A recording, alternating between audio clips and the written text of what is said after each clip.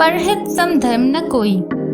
जब आप दूसरों के हित के बारे में सोचते हैं तो आपके अंदर की बुराइयां खत्म हो जाती है, दिल साफ हो जाता है। जहां मन साफ हुआ परमेश्वर रहमत की वर्षा करता है। एक पहाड़ी गांव में किसान दंपति रहते थे। आर्थिक स्थिति अच्छी नहीं थी, गरीबी थी। उनके एक बेटा पैदा हुआ। अभी वह 10 साल का ही था कि उसके माता पिता की मृत्यु हो गई। अब वो अकेला रह गया। धीरे धीरे बड़ा हुआ। वह मजदूरी करके अपना गुजारा करने लगा। एक समय ऐसा आया, वह जो कुछ कमाकर लाता, जैसे अन्न, कपड़े, पैसा, अन्न को बिल्ली खा जाती, कपड़े को चूहा काट देता, पैसे में दीमक लग जाती। वह बहुत दुखी हुआ। एक दिन उसने बिल्ली और चूहे को पकड़ लिया और उनसे पूछा, मुझ गरीब को क्यों सताते हो? चूहा बिल्ली ने कहा, ये हमारी किस्मत है। लड़के ने कहा, फिर मेरी किस्मत में क्या है? उन्होंने कहा, हमें क्या पता, किसी संत से पूछो। अब वह संत का पता करने लगा। किसी ने कहा, संत खेचर की शरण में जाओ। लेकिन ये आसान नहीं था। रास्ते में दुर्गम पहाड़, बड़े बड़े पर्वत और विशाल समुद्र था। इस समुद्र के तट पर संत रहते थे। उस लड़के ने संत से मिलने का फैसला किया और चल पड़ा। चलते चलते रात हो गई। उसको एक बड़ा सा मकान दिखाई दिया। उसने दरवाजा खटखटाया। एक वृद्ध आदमी ने दरवाजा खोला। उस लड़के ने पूछा, मुझे रात बितानी है, क्या आप शरण देंगे? वह वृद्ध व्यक्ति एक सेवानिवृत्त अधिकारी था। उसने लड़के को ठहरने की इजाजत दे दी और पूछा कि तुम कहाँ जा रहे हो? उसने बताया कि संत से मिलने। उस वृद्ध ने कहा, मेरा एक सवाल पूछना। मेरी बेटी बचपन से ही गूंगी और बहरी है। इसकी शादी नहीं हो रही। इसका भविष्य अंधकार में है। सुबह होते ही लड़का अपनी यात्रा पर चल पड़ा। कुछ दूर चलने पर उसने ऊंचा पहाड़ और पर्वत देखा। वह घबरा गया। पास में ही उसने एक मंदिर देखा। वह मंदिर में गया। एक पुजारी ने उसका स्वागत किया।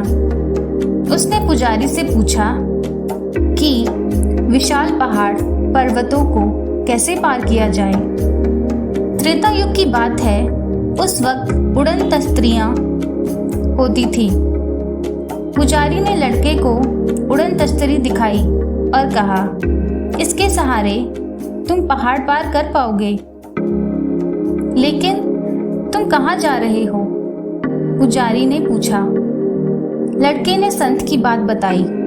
पुजारी ने भी एक सवाल दे दिया कि संत से पूछना कि मैं 800 सालों से देवलोक जाने की कोशिश कर रहा हूँ, लेकिन सफल नहीं हुआ।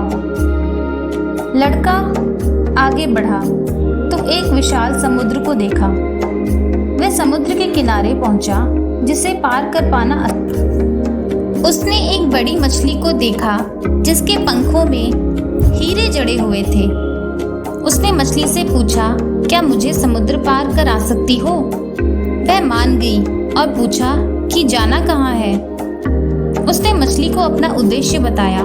मछली ने भी उसे एक सवाल दे दिया कि संत से पूछना, मैं 1500 सालों से हवा में उड़ने की कोशिश कर रही हूँ, लेकिन कामयाबी नहीं मिली। समुद्र को पार करके वह संत के द्वार पर पहुंचा और संत को अपने आने का कारण बताया। साथ ही ये भी कहा कि उसके पास 4 सवाल हैं। संत ने कहा, मैं सिर्फ 3 सवालों के जवाब दूंगा। अब उसने सोचा कि क्या पूछूं। उसने फैसला किया कि लड़की का सवाल सबसे जरूरी है, क्योंकि वह बहरी गूंगी है। उसके सामने सारा जीवन पड़ा है। मछली का सवाल भी जरूरी है। वह 1500 सालों से उड़ने की कोशिश कर रही है। पुजारी का सवाल भी जरूरी है। वह 800 सालों से देवलोक जाने की कोशिश कर रहा है। लड़के ने अपना सवाल नहीं पूछने का फैसला किया कि मैं तो गुजारा कर ही रहा हूँ और अकेला भी हूँ। आगे पीछे भी कोई नहीं है। मेरे जीवन का कोई खास उद्देश्य भी नहीं है। उसने मछली का सवाल पूछा। संत ने जवाब दिया, यदि वह अपने हीरो को छोड़ दे तो तुरंत उड़ने लगेगी। वह इसलिए नहीं उड़ पा रही क्योंकि उसने हीरो का सहारा ले रखा है। पुजारी के लिए बताया कि उसने उड़न तस्तरी का सहारा लिया है, इसलिए देवलोक नहीं जा पा रहा। लड़की के लिए बताया कि जब उसका जीवन साथी आएगा वे बोलने सुनने लगेगी।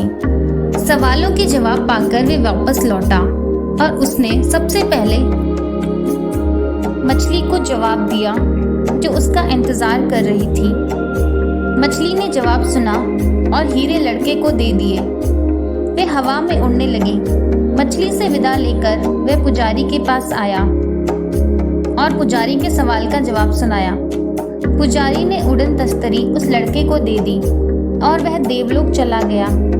अब उस मकान में आया जहां वृद्ध और वो लड़की रहते थे। अब वह गरीब नहीं था, उसके पास धन था और शक्ति भी। जैसे ही वह उस मकान के अंदर आया, उस लड़की ने कहा, ये लड़का तो पहले भी आया था। वह व्यक्ति खुश हुआ। उसने अपनी बेटी की शादी उस लड़के से कर दी। जब आप दूसरों के भले की सोचते हैं तो परमेश्वर आपके काम खुद बनाता है। जो आप दूसरों को देते हैं एक दिन आपके पास लौटकर आएगा, चाहे अच्छा हो या बुरा। ये कुदरत का नियम है, इसलिए दूसरों के लिए वही करना चाहिए जो हम अपने लिए चाहते हैं।